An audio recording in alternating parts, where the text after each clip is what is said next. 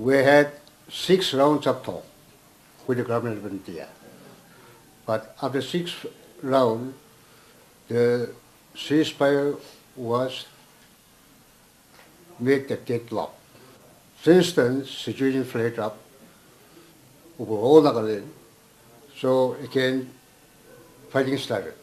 We demanded sovereignty, whereas government of India decided that we will give you protectorate. So we rejected it.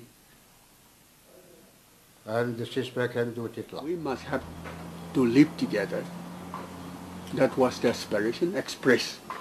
So even now, even if India refuses to recognize it immediately, I believe sooner or later India will agree.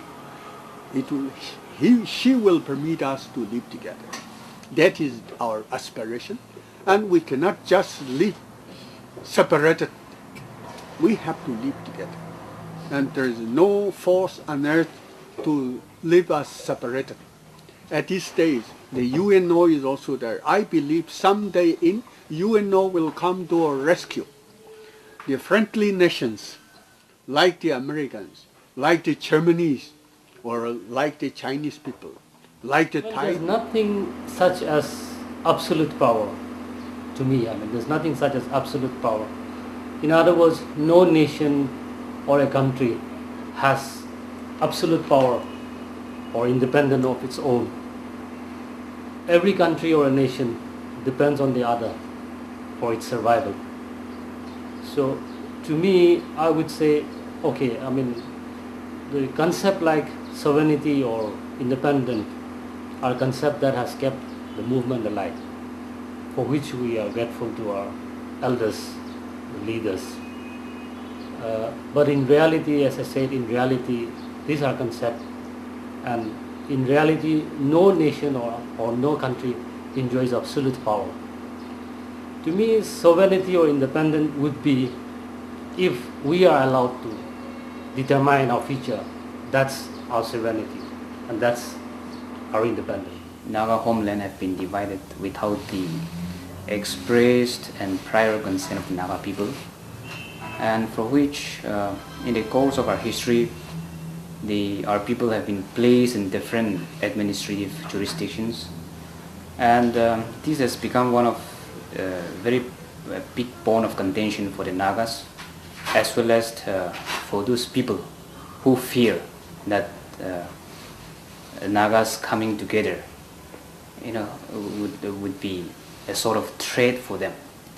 Well, I can only say that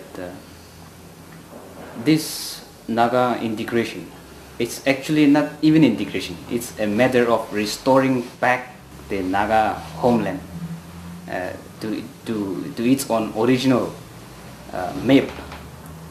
In fact, there is no two opinion on this.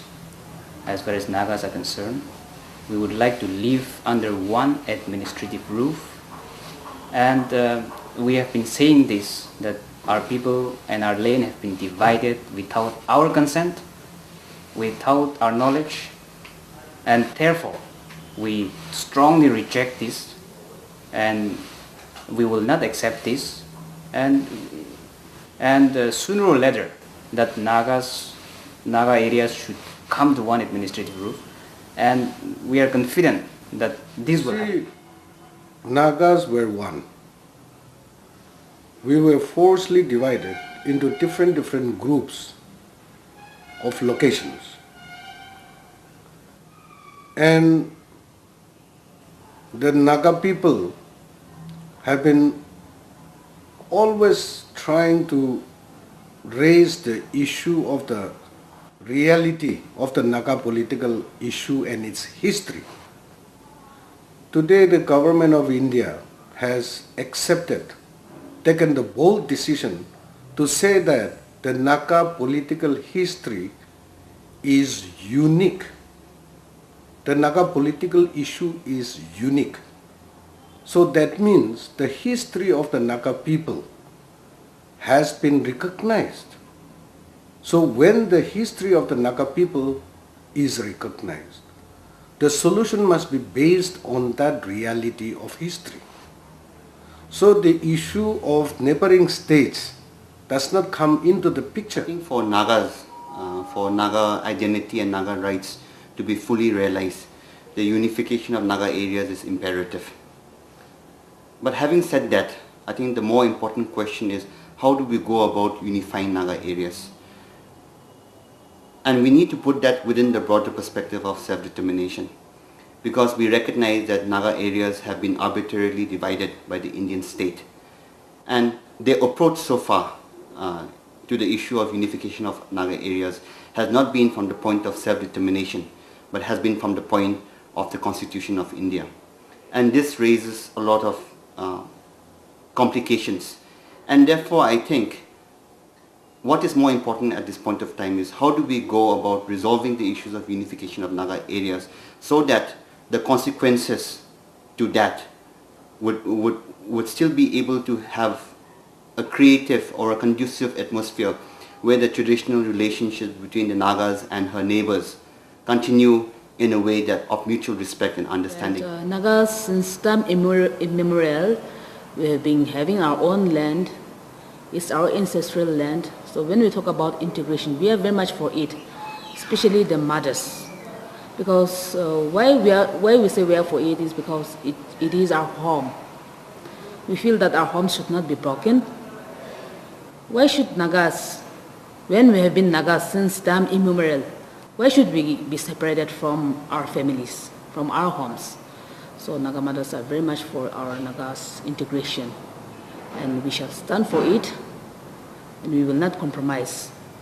This boundary, which has separated the Nagas into different parts, is an artificial boundary, and we do not recognize it. And we will definitely, one day, we will definitely find ourselves into one family. Though we are disintegrated, outwardly, our hearts, our minds are still one. Emotionally, we are very much integrated.